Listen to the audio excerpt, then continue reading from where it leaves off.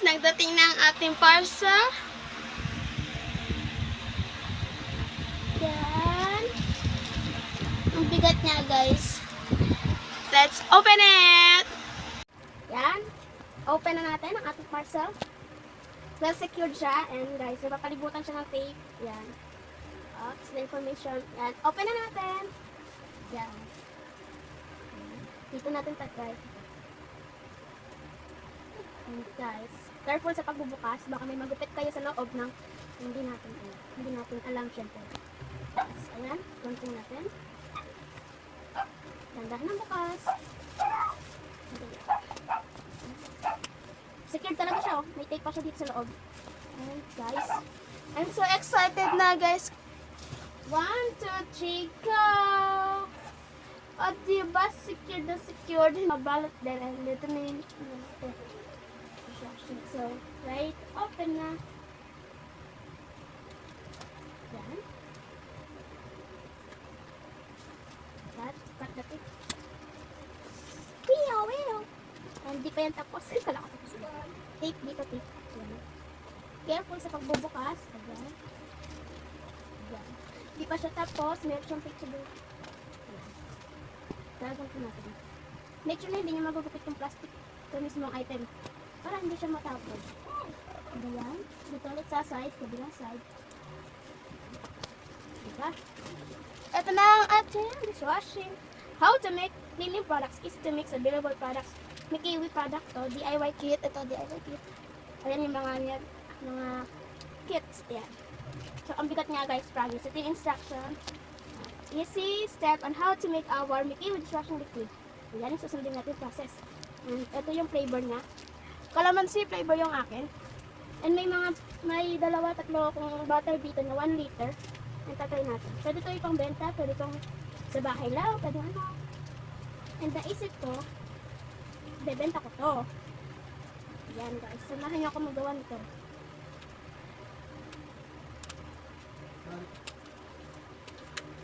Secured siya. Akala ko tape hanggang dito lang, pero palibot pala yan no tape. So, ayan. Secured talaga siya, dito talaga siya. Ito is surfactant, bubble booster, calamansi, and meron pa yan, ito. What is ito? Old na nga dito. Meron pa tayo dyan. Mamaya, papakita ko sa inyo yung mga booster. Yung premix bottle. Ito yung premix bottle, ito. Yung flavor niya. Diyan. Basta nandito na yan. And mimix lang natin siya. And yun lang guys. Kakain lang kami ng tanghalian. And pagtapos nun, gagawin na natin tong ating dishwashing DIY kit. So, bye-bye guys! Tanggal na natin yung tape. And ito naman na yun. Ito yung last. Ayan. May tape siya dito. Ayan. Ayan. O-open na natin siya. Ito yung instruction. Kailangan natin sundin. And sabi nga dito sa first step, prepare 13 liters of water to make 50 to 16 liters. So, talagang kulang yung tubig natin. 13 lang talaga. Para makagawa ng 15 to 16. Yan. Yun yung una kong ginawa. Wait lang. We have surfactant, SAA 45 bubble booster, premix or yung flavor natin. At ang pampalapat natin, thickener. Then, ayan.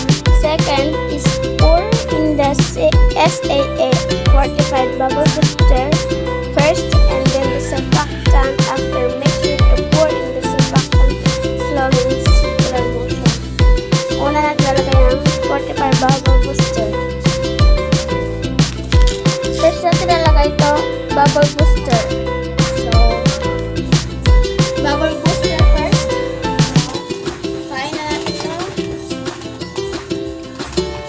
SAA or 45 bubble booster.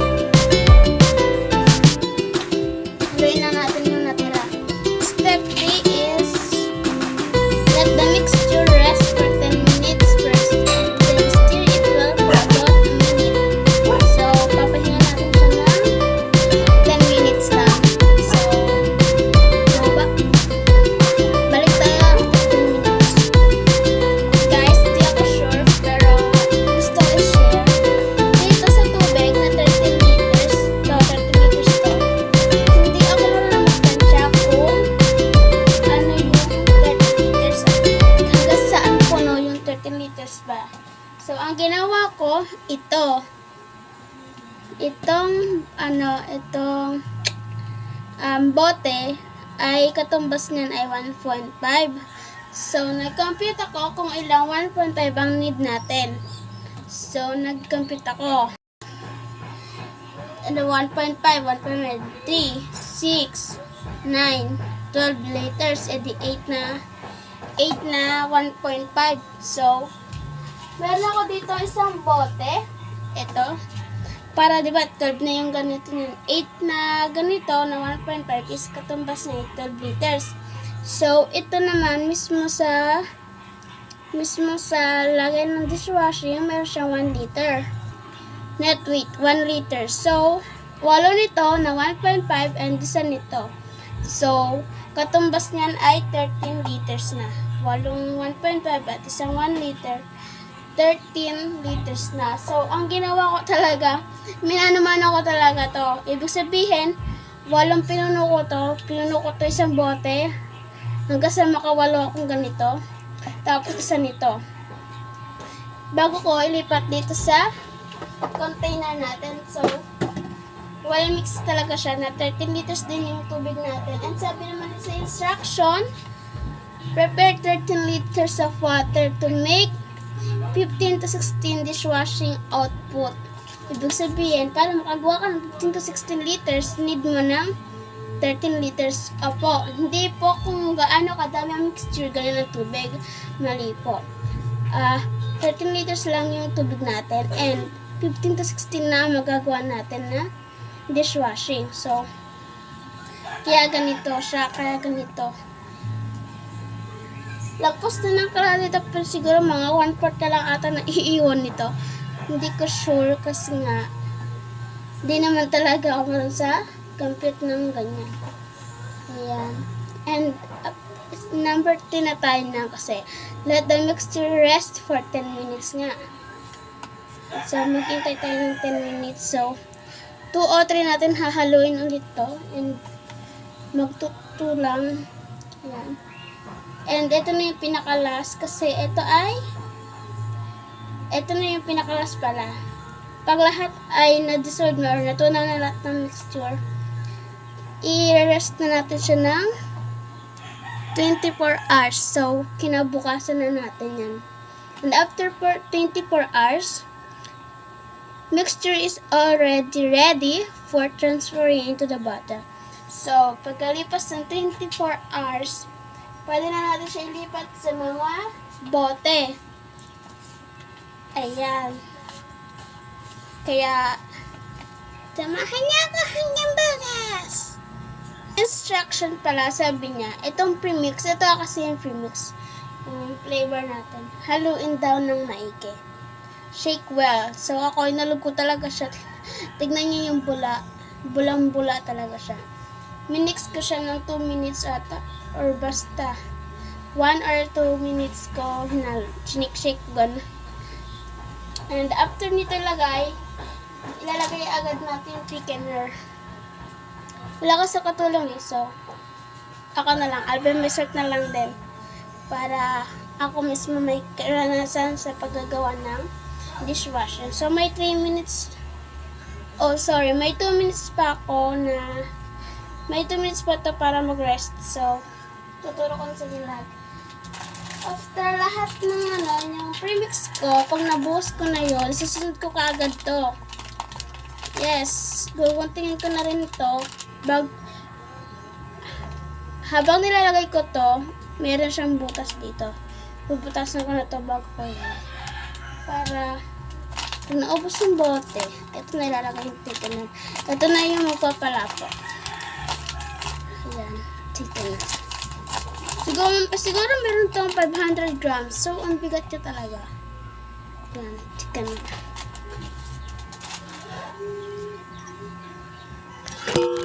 Ay! Sorry. Ayan, may 1 minute pa tayo na iintayin rest. Sorry. Kasi ito ikat na natin itong thickener para pag naubos yung ating premix ay babas natin ito may lalagay.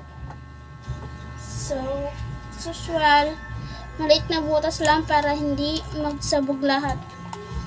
Para makuha natin yung magandang outcome. Ayan, regular premix fresh calamansi. So, mixin natin. Wait lang, upo muna ko ng alos. Ayan.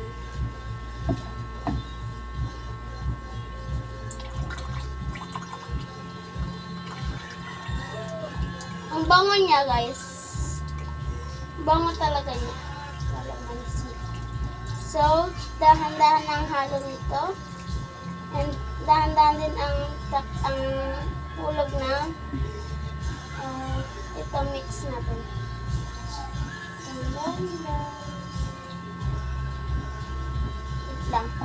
Wait lang guys, wala pa akong face mask. Sabi kasi mag-face mask. So, nalimutan akong face mask. Yung mix. Ayan. Ayan. Sasaid din natin yan. Lalagay na agad natin yung thickener. Ayan.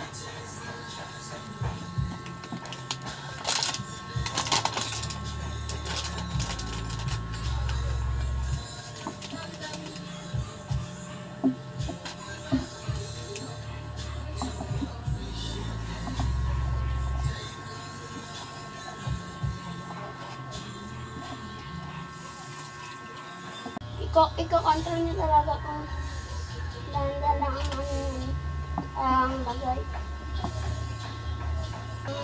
Balikat sa pagkahalo.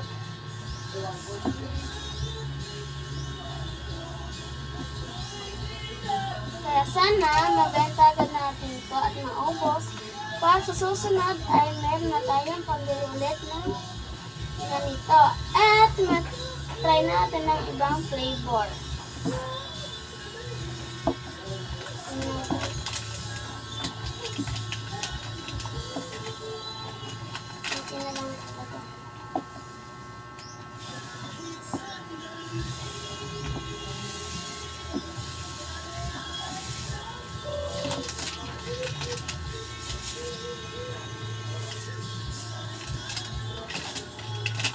Sasaidin talaga natin yan para hindi sayang.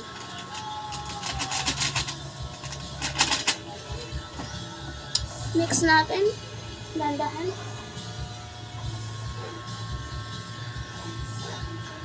And after nito, i-rest natin siya ng 24 hours. So, hanggang bukas.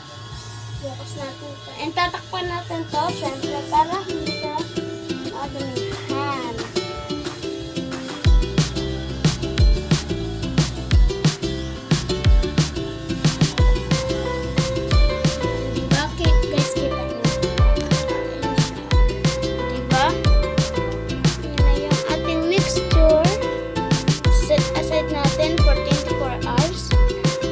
After 24 hours, pwede na daw siya ilipat sa mga bote.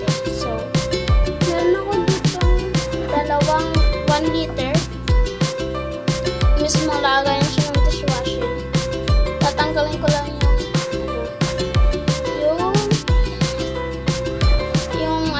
brand name niya, yung sticker. Kasi, ito ay calamansi. Ang sticker ay lemon.